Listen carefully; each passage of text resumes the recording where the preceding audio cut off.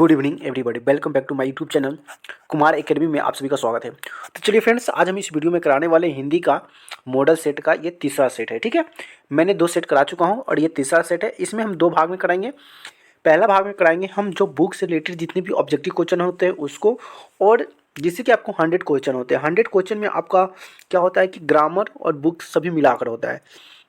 तो आपको फर्स्ट में आपको सिर्फ हम आपको बुक से रिलेटेड क्वेश्चन कराएंगे, और फिर दूसरा पार्ट जो होगा पार्ट 2 में हम व्याकरण से रिलेटेड जो क्वेश्चन होंगे वो आपको कराएंगे। तो वीडियो के एकदम लास्ट तक जरूर बने रहिएगा, वीडियो को लास्ट तक जरूर देखिएगा, और चैनल को सब्सक्राइब नहीं किया तो चैनल को सब्सक्राइब जरूर कर लीजिएगा।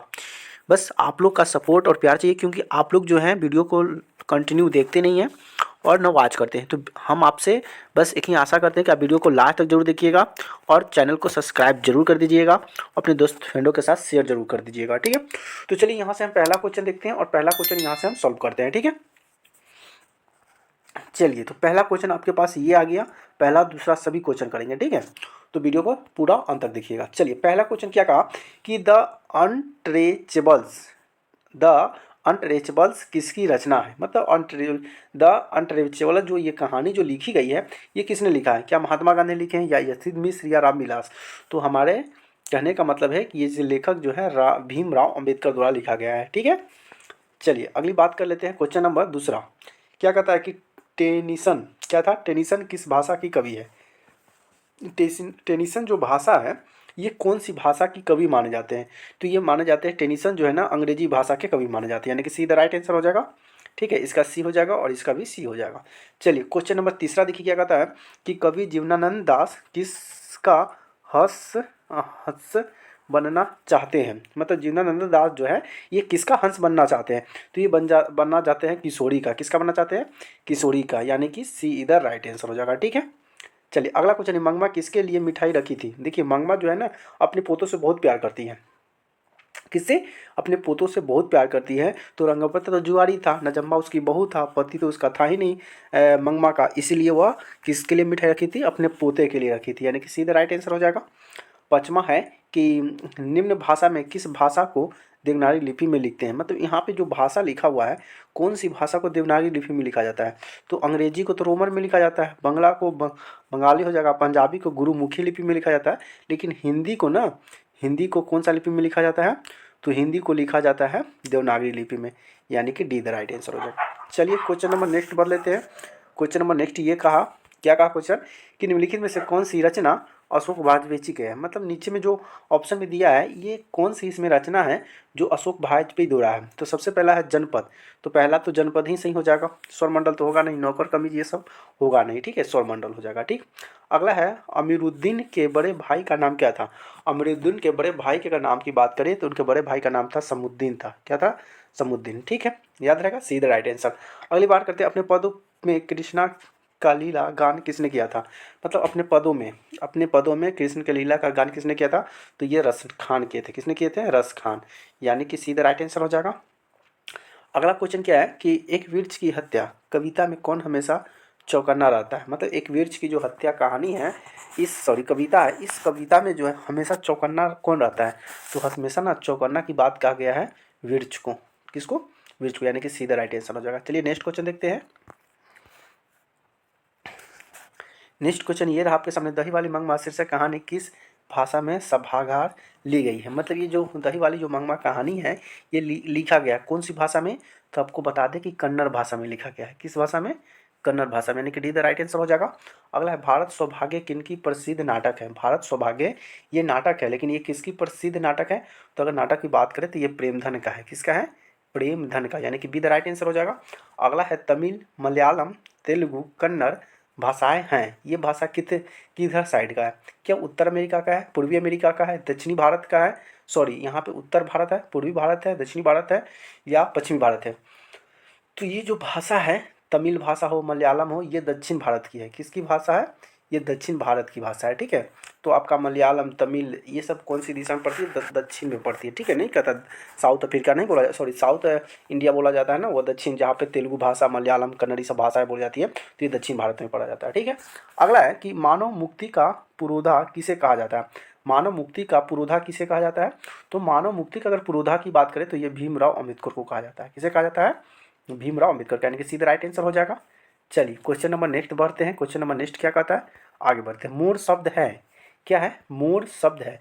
तो मोर शब्द क्या है, तो देखिए मोर शब्द जो है ना तत्भव हो जाएगा, क्या हो जाएगा, तत्जुर्भव, तत्भव।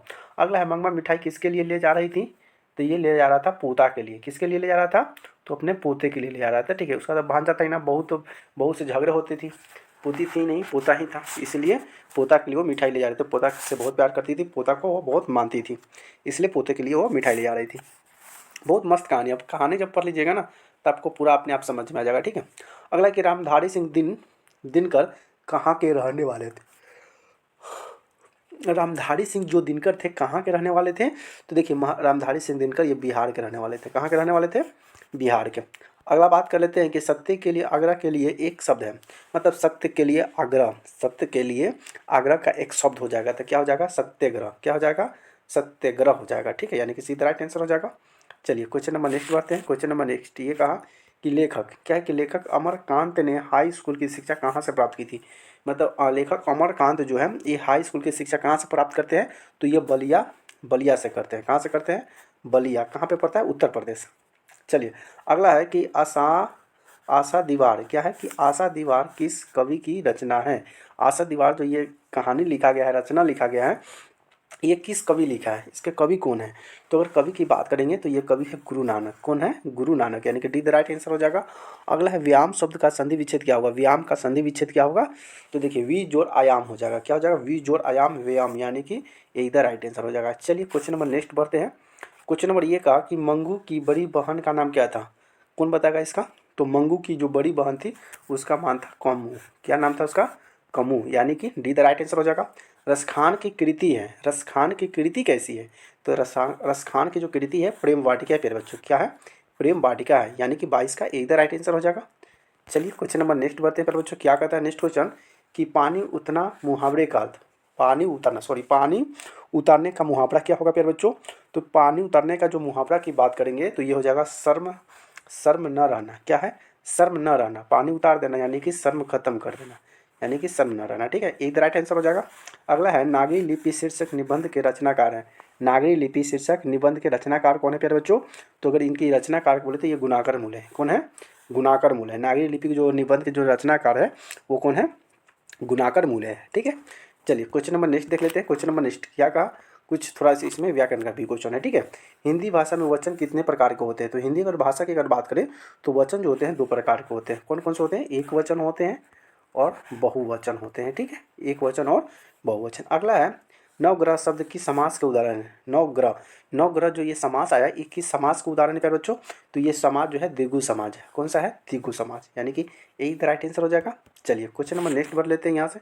क्वेश्चन नंबर ये नेक्स्ट क्या कहा कि रोन नदी के किनारे बसे शहर का नाम है। रोन नदी के किनारे जो शहर बसा हुआ है उस बसे हुए शहर का नाम क्या बताइए। तो रोन नदी के किनारे जो शहर बसा हुआ है उस शहर को अविन्यो कहा जाता है। क्या कहा जाता है, अविन्यो, ठीक है, याद रहेगा। चलिए क्वेश्चन नंबर नेक्स्ट देख लेते हैं यहाँ से। क्वेश्चन नंबर नेक्स्ट क्या कहा कि अज्ञेय, क्या है, अज्ञेय का जन्म कब हुआ था। जब आप कहानी पढ़े होंगे ना, टॉपिक पढ़े होंगे तो आपको बढ़िया से याद होगा, ठीक है। तो बताइए तो अग्नेय का जन्म कहाँ हुआ था, सॉरी अग्नेय का जन्म कब हुआ था। तो अग्नेय का जो जन्म हुआ था ये हुआ था 7 मार्च 1911 में हुआ था। कब हुआ था, 7 मार्च 1911 में, यानी कि एक द राइट आंसर हो जाएगा। चलिए नेक्स्ट क्वेश्चन देख लेते हैं कि आगे काशी किसकी पठशाला है। तो देखिए काशी तो देखा जाए ना वंदना नृत्य सबके हैं ही, लेकिन कहा जाए तो काशी जो है संस्कृति की पाठशाला कहा जाता है, संस्कृति की पाठशाला, ठीक है। चलिए नेक्स्ट क्वेश्चन है कि मीनाक्षी मंदिर कहाँ है। तो मीनाक्षी मंदिर जो है ना प्यारे बच्चों अगर इसकी बात करें तो ये तमिलनाडु में है। बहुत फेमस मंदिर है, बहुत दूर दूर से लोग सब वहाँ पे जाते हैं पूजा करने के लिए, घूमने के लिए। यानी कि पूछा जाए कि मीनाक्षी टेम्पल्स कहाँ पे है, मंदिर कहाँ पे है, तो ये हो जाएगा तमिलनाडु, याद रहेगा प्यारे बच्चों। चलिए क्वेश्चन नंबर नेक्स्ट की ओर बढ़ते हैं। क्वेश्चन नंबर नेक्स्ट क्या करता है उसकी तरफ चलते हैं, ठीक है। नेक्स्ट क्वेश्चन ये रहा कि लौट कर आऊँगा फिर पाठ का विधा है। मतलब लौट कर आऊँगा फिर ये पाठ की विधा क्या कहती है, ये क्या कहानी है, क्या ये कविता या क्या साक्षात्कार है या निबंध है, बताइए इसका आंसर क्या होगा फिर बच्चों। तो अगर आंसर की बात करें तो ये कविता हो जाएगा। क्या हो जाएगा, कविता, यानी कि यही द राइट आंसर हो जाएगा। अगला है कि विशेषण के भेद होते हैं। विशेषण के कितने भेद होते हैं, तो विशेषण के देखा जाए तो विशेषण के 4 भेद होते हैं। कितने भेद होते हैं, 4 भेद होते हैं, यानी कि डी द राइट आंसर हो जाएगा। अगला है कि कुंवर नारायण रचित पाठ है। मतलब कुंवर नारायण द्वारा इसमें पाठ कौन सी है? तो देखिए, एक वृक्ष की हत्या के लेखक कौन है? कुंवर नारायण। इसके लेखक भी हो जाएंगे, यानी कि एक वृक्ष के हत्या के लेखक कौन है? तो कुंवर नारायण है। ठीक है, चलिए क्वेश्चन नंबर नेक्स्ट बढ़ते हैं प्यारे बच्चों। क्या कहता है क्वेश्चन नंबर नेक्स्ट? कुछ अब यहाँ से एक क्वेश्चन आगे, व्याकरण से संख्यावाचक विशेषण है। अब यहाँ पे संख्यावाचक क्या होगा? तो संख्यावाचक में क्या होगा? नंबर दिया रहता है, 1 4 2 5 6 7 इस तरह का नंबर जब दिया रहेगा तो वो संख्यावाचक कहलाता है। तो देखिए, काला तो संख्या है नहीं, भाववाचक है। अधिक बता रहा है क्या? ये गुण को दर्शा रहा है। परिणाम बता रहा है अधिक। थोड़ा, ये भी परिणाम। यहाँ पे 4 जो है ना, ये संख्यावाचक हो जाएगा। ठीक है, अगला है कि नाना नाना काना साहब के संबंध है। मतलब नाना साहब जो है, नाना, यहाँ पे नाना काना साहब जो लिखा हुआ है, ये संबंधित है। किससे संबंधित है प्यारे बच्चों? तो अगर इनकी बात करें तो ये गुरु नानक से संबंधित है। किससे संबंधित है? गुरु नानक। नाना बोल दिया, नानक यानी गुरु नानक हो जाएगा। ठीक है, अगली क्वेश्चन क्या कहता है कि रसखान किस विषय में सिद्ध थे? रसखान जो थे ये किस विषय में सिद्ध थे? तो बात करें तो ये सवैया छंद्र में। कौन सी? तो ये सवैया छंद्र में छिंद्र थे, यानी कि सिद्ध थे। तो यही द राइट आंसर हो जाएगा। चलिए क्वेश्चन नंबर नेक्स्ट प्यारे बच्चों, यहाँ से देख लेते हैं इंपॉर्टेंट क्वेश्चन। क्या कहा कि अमरकांत का जन्म डैश ईस्वी में हुआ था? अमरकांत का जो जन्म था कौन से ईस्वी में हुआ था? तो अमरकांत का जन्म हुआ था 1925 में। कब हुआ था? 1925 में, यानी कि बी द राइट आंसर हो जाएगा। अगला भाववाचक संज्ञा का उदाहरण। अच्छा, यहाँ पे कुछ अब क्वेश्चन आ गया व्याकरण से ही। क्या करा है कि भाववाचक संज्ञा का उदाहरण है मोहन, बचपन, सेना, पत्थर। तो बचपन जो है ना, बचपन बता रहा है, भाव बता रहा है कि बच्चा क्या? बचपन, यानी कि यहाँ पे बचपन इधर राइट आंसर हो जाएगा। ठीक है, अगला है कि किस नदी के बांध के नीचे लक्ष्मी का घर था? मतलब कौन सा नदी था जो लक्ष्मी का घर उस बांध के किनारे पड़ता था? मतलब कोई नदी के किनारे पड़ता था। बताइए इसका आंसर क्या होगा मेरे बच्चों? तो ये था देवी नदी। कौन सी नदी थी? देवी नदी थी, याद रहेगा। देवी नदी के किनारे उसका घर था। चलिए अगला बात कर लेते हैं कि कथक क्या है? कि कथक नृत्य के पर्याय माने जाते हैं। कथक, कथक क्या है? एक क्या बोलते हैं उसको? नाच बोलते हैं, नृत्य बोलते हैं, जिसका पर्याय माना जाता है। मतलब पर्याय मतलब इसका और क्या नाम हो सकता है? तो उनकी बात करें ना, तो ये कथक कहा जाता है। ये बिरजू महाराज। कौन से थे? बिरजू महाराज, जो एकदम खूब नाच में माहिर थे। और ये काशी जो होता है ना, मथुरा, ये यूपी में, वहाँ पे ये मंदिरों में ये गाना उना बजाया करते थे। चलिए अगली बात करते हैं कि भाववाचक संज्ञा का उदाहरण। अच्छा, फिर पूछा यहाँ से भाववाचक, जैसे कि सुंदरता, भलाई, दूध, अच्छाई। तो देखिए, अच्छा इसमें पूछा क्या है कि उदाहरण नहीं है। तो देखिए, भला का भलाई ये तो होगा ही, सुंदर का सुंदरता ये भी भाव बता रहा है, अच्छा का अच्छा भी बता रहा है, लेकिन यहाँ पे दूध का कोई भाव का पता ही नहीं चल रहा है। सीधे दूध तो दूध होता है, तो यहाँ पे दूध इज द, यानी कि बी द राइट आंसर हो जाएगा। नेक्स्ट क्वेश्चन देखिए क्या कहता है कि जित जित में निरखत हूँ पाठ के केंद्र में है। तो जित जित में निरखत हूँ पाठ के केंद्र में क्या हो जाएगा प्यारे बच्चों? तो पाठ के केंद्र में हो जाएगा बिरजू महाराज। क्या हो जाएगा? बिरजू महाराज, याद रहेगा, बिरजू महाराज। चलिए नेक्स्ट क्वेश्चन देख लेते हैं। नेक्स्ट क्वेश्चन क्या कहा? तो ये रहा नेक्स्ट क्वेश्चन। क्या कहा नेक्स्ट क्वेश्चन? कि अज्ञेय क्या है? कि अज्ञेय ने सूत्रपात्र दिया है। तो अज्ञेय ने सूत्रपात्र क्या दिया है? तो अज्ञेय ने जो सूत्रपात्र दिया है ना, ये प्रयोगवाद दिया है। क्या दिया है? प्रयोगवाद दिया है। चलिए अगला है स्वर संधि के उदाहरण है। तो इसमें स्वर संधि कौन है? संधि तो पढ़े हुए हैं, स्वर संधि, व्यंजन संधि, दीर्घ संधि, जोड़ संधि। ठीक है, तो ये संधि पूछा कि ये संधि की कौन सी उदाहरण है? स्वर संधि का पूछा। तो बताइए इसमें स्वर संधि का उदाहरण कौन सा हो जाएगा? तो स्वर संधि की अगर बात करें तो राम अवतार भी स्वर संधि है, रवि, तो यहाँ पे भी स्वर संधि है, परमानंद भी स्वर संधि है। इसकी अगर हम बात करें तो इसमें सभी जो हो जाएगा स्वर संधि है। क्या है? सभी स्वर संधि, यानी कि डी द राइट आंसर हो जाएगा। अगली बात कर लेते हैं कि लौट कर आऊँगा फिर पाठ के लेखक हैं। मतलब लौट कर आऊँगा फिर, इस पाठ के लेखक का नाम क्या होगा प्यारे बच्चों? तो लेखक का नाम करें तो ये था जीवनंदन दास। क्या था? जीवनंदन दास, यानी कि डी द राइट आंसर हो जाएगा। क्या हो जाएगा? D the right answer. चलिए क्वेश्चन नंबर नेक्स्ट देख लेते हैं। यहाँ से क्वेश्चन नंबर नेक्स्ट क्या कहा कि लौट कर आऊँगा फिर, तो अभी तो क्वेश्चन रिपीट हो गया, जीवनंदन दास। अगला है राजदूत में है। तो राजदूत में क्या है? क्या राजदूत में तत्पुरुष समाज है? क्या होगा? तो राजपूत में ना तत्पुरुष समाज है। क्या है? तत्पुरुष समाज। चलिए तो be the A the right answer हो जाएगा। अगला बात करते हैं कि व्यंजन संधि का उदाहरण नहीं है। इसमें कौन सा है जो व्यंजन संधि नहीं है, इसका उदाहरण नहीं है? तो ये पुनर्जन्म हो जाएगा। ठीक है, सारनाथ है, वशीकरण, यानी ये तो उपयुक्त में सही। अच्छा, यहाँ पे क्वेश्चन क्या पूछ दिया, यानी कि नहीं है, यानी कि यही हो जाएगा। ठीक है, चलिए क्वेश्चन नंबर अगला है कि मछली कहानी के लेखक कौन है? ये मछली जो कहानी है इसके लेखक कौन है? तो मछली कहानी के लेखक की बात करें ना, तो ये इनके लेखक जो है विनोद कुमार शुक्ल है। कौन है?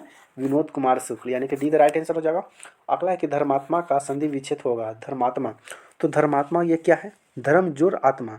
तो देखिए तो धर्म जोर आत्मा कहीं पे है तो वही हमारा आंसर हो जाएगा। तो यहाँ पे है धर्म जोर आत्मा, यही हो जाएगा क्योंकि यहाँ पे हलंत दिया हुआ है। ठीक है, चलिए अगला है शुद्ध शब्द है। अच्छा, इसमें शुद्ध शब्द को बताना है कि इसमें कौन सा है जो शुद्ध शब्द है। तो देखिए पहला है रोशन, कर्तव्य, उसका बाद आकांक्षा, उत्कृष्ट। तो यहाँ पे शुद्ध शब्द जो दिया हुआ है ना, रोशन ही शुद्ध, उत्कर्ष नहीं गलती, आकांक्षा भी गलती है और कर्तव्य, और कर्तव्य अगर देखा जाए तो कर्तव्य भी सही हो सकता है, लेकिन यहाँ पे रोशन ही सही हो जाएगा। ठीक है, अच्छा यहाँ पे रोशन अगर हम देखें ना तो रोशन होता है, रोशन नहीं होता है रोशन। तो यहाँ पे अगर आंसर की बात करेंगे ना तो यहाँ पे आंसर कर्तव्य, यही आंसर सही हो जाएगा। ठीक है, यानी कि सीधा राइट आंसर हो जाएगा। चलिए क्वेश्चन नंबर नेक्स्ट देखते हैं प्यारे बच्चों। क्वेश्चन नंबर नेक्स्ट क्या कहा, और ये आखिरी क्वेश्चन और लास्ट क्वेश्चन ये आपके सामने रहा। क्या आखिरी क्वेश्चन का, बुढ़ापा में कौन सा प्रत्यय है, बुढ़ापा। तो बुढ़ापा में जो प्रत्यय है ये कौन सा प्रत्यय आ रहा है बुढ़ापे में, तो बुढ़ापे की अगर प्रत्यय की बात करें तो बुढ़ापा आपा आ रहा है, यानी कि लास्ट में पढ़ने पर ना आपा पा, तो यहाँ पे हो जाएगा आपा, यानी कि बी द राइट आंसर हो जाएगा। ठीक है, अगला हम बात कर लेते हैं शुद्ध वाक्य। इसमें कौन सा वाक्य है जो शुद्ध है, बताइए। इसका शुद्ध वाक्य को छाटना है। तो शुद्ध वाक्य को छाटने के लिए क्या कहा पहले क्वेश्चन, यह मेरी पुस्तक है। अगला है दाल कच्चा है, भाई तो ये तो गलत हो जाएगा। रोटी ताजी है, ये भी गलत है। सुरेश को पूछो, ये भी गलत है, यानी कि यह मेरी पुस्तक। तो यहाँ पे क्या हो जाएगा कि यह मेरी पुस्तक, तो ये शुद्ध वाक्य है। क्या है, ये शुद्ध वाक्य है, यानी कि हमारा यही आंसर राइट हो जाएगा। तो चलिए प्यारे बच्चों, यहाँ से आपका 52 यानी कि 52 क्वेश्चन आपका यहाँ से कंप्लीट होते हैं। अगर वीडियो को अगर नहीं देखें तो पूरा वीडियो को वॉच जरूर कर लीजिएगा। लाइक नहीं की तो वीडियो को लाइक जरूर कर दीजिए, अपने दोस्तों फ्रेंड को शेयर जरूर कर दीजिएगा, और चैनल को सब्सक्राइब नहीं किया तो चैनल को सब्सक्राइब जरूर कर लीजिएगा। फिर मिलते हैं नए वीडियो में नए टॉपिक के साथ, तब तक के लिए बाय बाय, जय हिंद, वंदे मातरम।